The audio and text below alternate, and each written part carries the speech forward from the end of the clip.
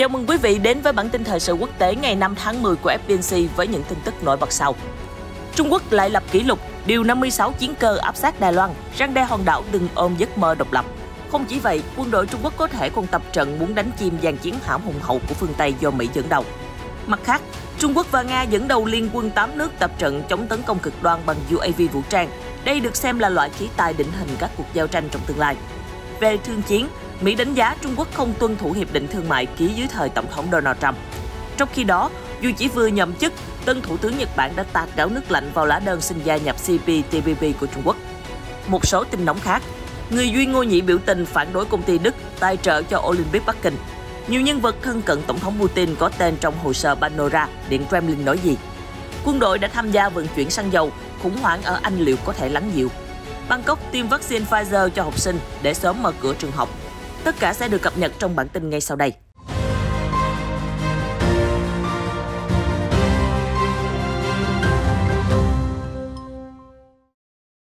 Trung Quốc hôm thứ Hai ngày 4 tháng 10 tố cáo Mỹ gây căng thẳng ở eo biển Đài Loan, trong khi hòn đảo chỉ trích Bắc Kinh mới là thủ phạm chính làm leo thang mâu thuẫn khi liên tục điều chiến đấu cơ uy hiếp. Hôm qua, quân đội Trung Quốc POA lại thiết lập kỷ lục mới là triển khai đến 56 máy bay chiến đấu, xâm phạm vào vùng nhận dạng phòng không ADIZ của Đài Loan. Như vậy là chỉ trong vòng 4 ngày đã có gần 150 máy bay bày binh bố trận xung quanh hòn đảo tự trị. Đợt xâm phạm mới nhất bao gồm 34 máy bay tiêm kích J-16 và 12 máy bay ném bom có khả năng hạt nhân H6. Tất cả đều bay trên khu vực gần quần đảo Đông Sa do Đài Bắc kiểm soát. Ngoài ra, có thêm 4 máy bay quân sự khác của Trung Quốc xuất kích vào tối thứ Hai. Dàn chiến cơ của Đài Loan cũng liên tiếp cất cánh, tung ra lời cảnh báo đối thủ, trong khi hệ thống tên lửa của hòn đảo được kích hoạt để giám sát. Mỹ vào hôm Chủ nhật kêu gọi Trung Quốc ngừng lại những hành động khiêu khích quân sự. Đáp lại, Bộ Ngoại giao Trung Quốc nói Mỹ mới là bên khiêu khích và làm xói mòn hòa bình khu vực qua việc bán vũ khí cho Đài Loan và cử tàu chiến tuần hành định kỳ qua eo biển. Trung Quốc kịch liệt phản đối hành động này và sẽ có biện pháp cần thiết để đáp trả. Trích thông cáo của Bộ Ngoại giao có đoạn, việc ủng hộ độc lập cho Đài Loan chắc chắn đi vào ngõ cụt. Trung Quốc sẽ bằng mọi giá đập nát âm mưu độc lập của Đài Loan. Mỹ nên ngừng ủng hộ và khích lệ thế lực ly khai ở hòn đảo. Đáp lại những sự đe dọa tàn khốc, Hội đồng các vấn đề đại lục của Đài Loan đã lên tiếng. Họ yêu cầu Trung Quốc chấm dứt ngay lập tức những động thái khiêu khích và vô trách nhiệm và tố cáo Bắc Kinh là thủ phạm chính gây căng thẳng.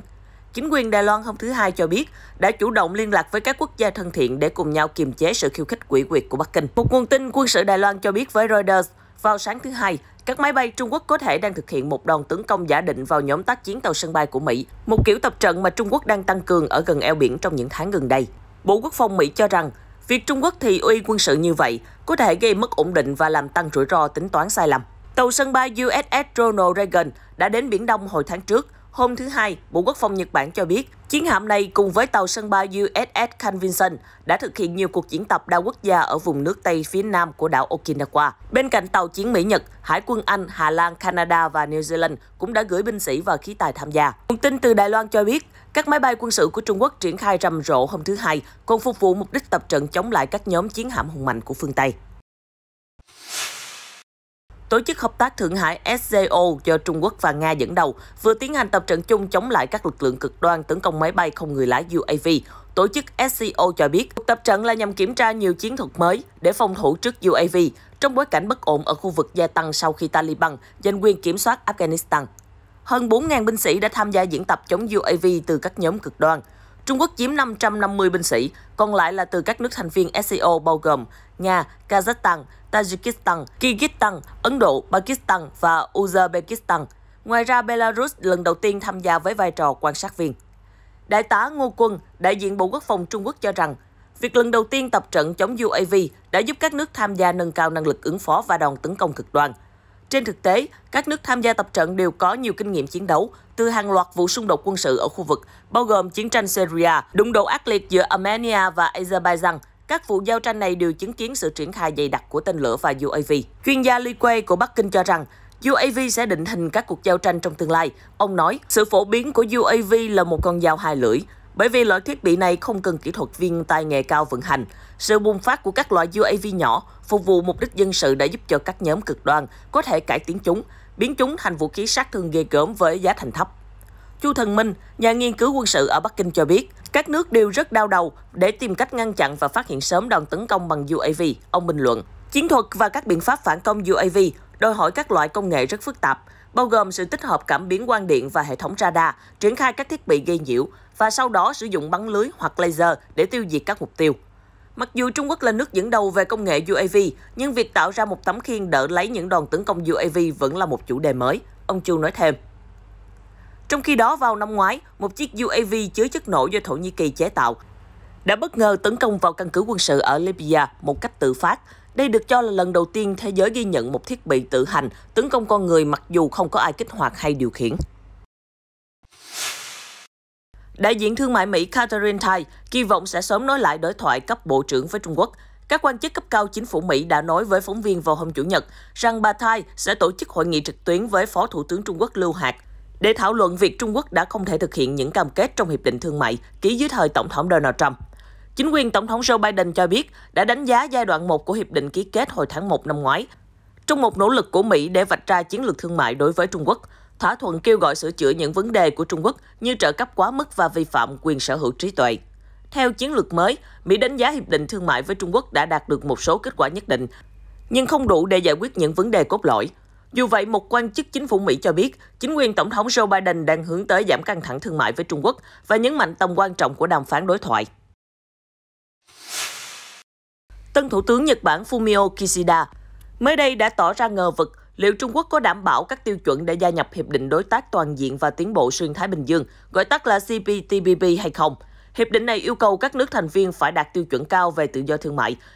Theo ông Kishida nhấn mạnh trong cuộc họp báo đầu tiên ở cương vị mới vào hôm thứ Hai ngày 4 tháng 10, Tân Thủ tướng Nhật Bản khẳng định, chúng ta cần phải xem xét liệu rằng Trung Quốc có đáp ứng được các tiêu chí cao của Hiệp định hay không, vẫn chưa rõ là Bắc Kinh làm được. Nói về CPTPP, ban đầu hiệp định này có tên là Đối tác Xuyên Thái Bình Dương, TPP, được khởi xướng như một tổ chức kinh tế quan trọng ứng phó với sức ảnh hưởng ngày càng lớn của Bắc Kinh. Tuy nhiên, cựu Tổng thống Donald Trump rút Mỹ khỏi bàn đàm phán vào năm 2017. Nhật Bản trở thành nước đi đầu quá trình điều chỉnh, sau đó đổi tên, đồng thời ký kết thành công hiệp định vào năm 2018. CPTPP hiện gồm 11 nước thành viên: Úc, Brunei, Canada, Chile, Nhật Bản, Malaysia, Mexico, Singapore, New Zealand, Peru và Việt Nam. Tổng cộng, các quốc gia này có 495 triệu dân và đóng góp vào 13,5% GDP toàn cầu. Với tổng kim ngạch thương mại hơn 10.000 tỷ đô la, mỗi lá đơn gia nhập CPTPP phải có sự đồng ý của tất cả các nước thành viên. Với Nhật Bản có tiếng nói quan trọng. Bên cạnh CPTPP liên quan đến Trung Quốc, Thủ tướng Kishida cho rằng Bắc Kinh gần đây đã liên tục sử dụng vũ lực để thay đổi hiện trạng ở khu vực. Vì vậy, điều quan trọng là chúng ta phải đối thoại với Trung Quốc thông qua sự liên kết với các đối tác và đồng minh có chung giá trị cơ bản với Nhật Bản, ông Kishida kêu gọi. Được biết từ Washington, Tổng thống Joe Biden vào hôm thứ Hai cũng đã gửi lời chúc mừng đắc cử đến ông Kishida. Nhà lãnh đạo Mỹ khẳng định, Liên minh Mỹ-Nhật luôn đóng góp vững chắc cho hòa bình, an ninh và thịnh vượng ở khu vực Ấn Độ Dương-Thái Bình Dương và trên toàn thế giới. Tôi mong đợi làm việc chặt chẽ với Thủ tướng Kishida để thắt chặt sự hợp tác của chúng ta trong nhiều tháng và nhiều năm tiếp theo. Thủ tướng Kishida dự kiến sẽ điện đàm Tổng thống Biden sớm nhất vào hôm nay ngày 5 tháng 10, đánh dấu cuộc đối thoại đầu tiên của ông Kishida với một nhà lãnh đạo thế giới. Hai bên sẽ tái khẳng định tầm quan trọng của Liên minh Mỹ-Nhật và trao đổi quan điểm để làm sao đảm bảo một khu vực Ấn Độ Dương-Thái Bình Dương tự do và rộng mở. Các nhà lãnh đạo cũng có thể thảo luận về an ninh quốc gia, chống lại các hành động hung hăng của Trung Quốc. Trong cuộc họp báo mới đây, khi nhắc đến an ninh Nhật Bản, Thủ tướng Kishida đặc biệt lưu ý đến nâng cấp hệ thống phòng thủ tên lửa. Ông cho rằng, để bảo vệ lãnh thổ, vùng biển, vùng trời của Nhật Bản, cũng như tất cả sinh mạng và tài sản của nhân dân chúng ta, tôi quyết tâm sẽ tăng cường sức mạnh phòng vệ của Nhật Bản, bao gồm năng lực của bệ phóng phòng thủ tên lửa và năng lực gìn giữ hòa bình của Hải quân. Khoảng 50 người Duy Ngô Nhĩ đã biểu tình ở Munich vào hôm thứ Hai ngày 4 tháng 10 để phản đối nhiều công ty Đức tài trợ cho Thế vận hội mùa đông Bắc Kinh 2022.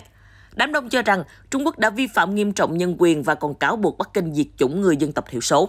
Askar Khan, lãnh đạo Hiệp hội Đông Turkestan ở châu Âu, phát biểu bên ngoài tập đoàn bảo hiểm Allianz rằng một đất nước đang áp nhân quyền, phạm tội diệt chủng không nên được trao quyền đăng cai Thế vận hội. Ông Khan kêu gọi các tập đoàn quốc tế như Allianz và Siemens không ủng hộ cho Trung Quốc, vì nếu làm như vậy, họ đã ngầm thể hiện các tập đoàn từ những nước dân chủ phương Tây đã cổ suý cho hành vi của chính phủ Trung Quốc. Trung Quốc đã nhiều lần bác bỏ cáo buộc về diệt chủng và ngược đãi người Duy Ngô Nhĩ ở Tân Cương. Dù phương Tây và một ủy ban Liên Hợp Quốc báo cáo có ít nhất là 1 triệu người Hồi giáo thiểu số bị giam giữ trong các trại tập trung. Theo Reuters, phát ngôn viên của công ty Allianz có mặt tại địa điểm biểu tình nhưng từ chối đưa ra bình luận. Liên quan đến vụ rò rỉ hồ sơ Pandora phơi bày tài sản ngầm của người nổi tiếng và giới tinh hoa chính trị trên toàn cầu, chính phủ Nga đã bình luận. Điện Kremlin vào hôm thứ Hai ngày 4 tháng 10 cho biết họ không nhìn thấy bằng chứng trong vụ rò rỉ dữ liệu tài chính khổng lồ, trong đó có liên quan đến nhiều quan chức thân cận với Tổng thống Vladimir Putin. Trước đó, trong số hơn 11,9 triệu bản ghi chép được truyền thông thế giới công bố, nhiều hãng tin Nga đã chú ý đến thông tin về những người nằm trong vòng tròn quan hệ với Tổng thống Putin, được cho là sở hữu tài sản ngầm có giá trị không nhỏ. Tuy vậy, người phát ngôn Điện Kremlin Dmitry Peskov đặt vấn đề về tính xác thực của hồ sơ Pandora. Ông nói, Nga sẽ không tiến hành điều tra hay xem xét bất cứ thứ gì, cũng không lên kế hoạch kiểm chứng thông tin.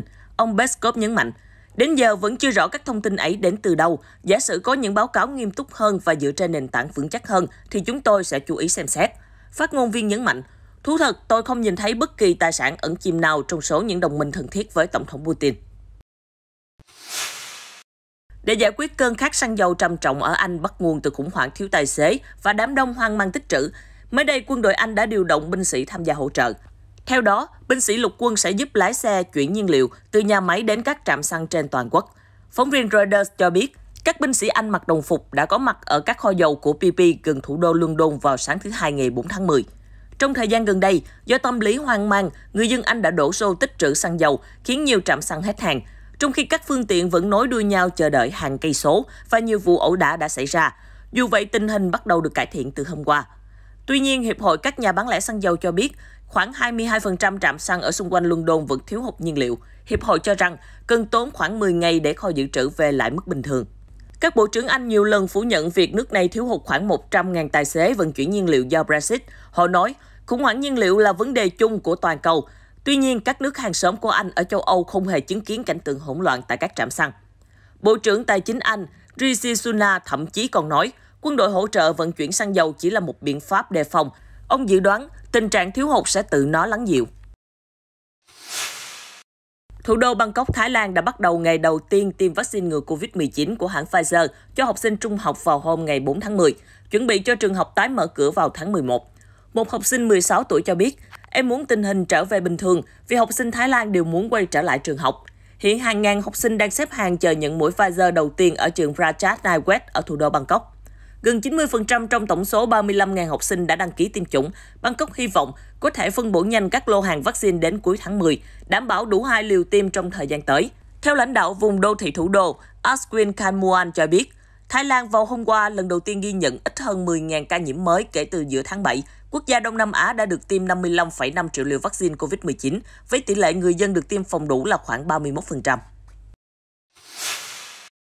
Những dòng dung nham nóng chảy tiếp tục cuộn trào ở miệng núi lửa Halemaumau sau khi ngọn núi lửa Kilauea, trẻ nhất và hoạt động mạnh mẽ nhất của quần đảo, bất ngờ thức giấc vào thứ Tư tuần trước ngày 29 tháng 9, đánh dấu sự trở mình sau gần một năm ngủ yên, theo Cục Khảo sát Địa chất Mỹ cho biết. Các cột khói bốc lên cao khỏi miệng núi lửa và những vệt sáng màu cam rực hiện lên nổi bật vào ban đêm.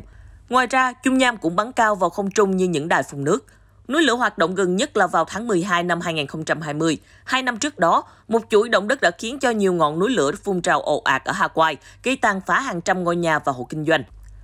Dung nham chảy tràn xuống đại dương suốt nhiều tháng sau đó, tàn tro bao phủ dày đặc, khiến cuộc sống của người dân đảo bị đầy đọa. Thế nhưng, khi mọi thứ lắng dịu, dung nham lại lắng xuống và bồi đắp thành những dải đất mới cho hòn đảo. Các quan chức kiểm lâm ở bang Odisha, miền đông Ấn Độ, vừa giải cứu thành công một chú voi rơi xuống hố vào hôm 2 tháng 10.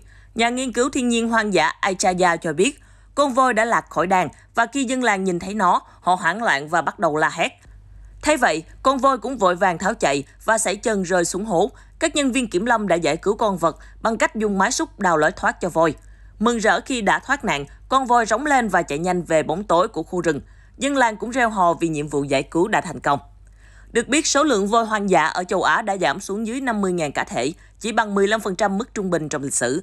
Theo dữ liệu từ Tổ chức Quốc tế về Bảo tồn Thiên nhiên, loài voi này thường sống ở Nam Á và Đông Nam Á và được nhiều nước ra sức bảo tồn. Tin tức vừa rồi cũng đã kết thúc bản tin thời sự quốc tế hôm nay. Cảm ơn sự quan tâm của quý vị. Hãy đăng ký kênh để cập nhật những diễn biến mới nhất trong các bản tin tiếp theo của FPNC. Xin chào và hẹn gặp lại!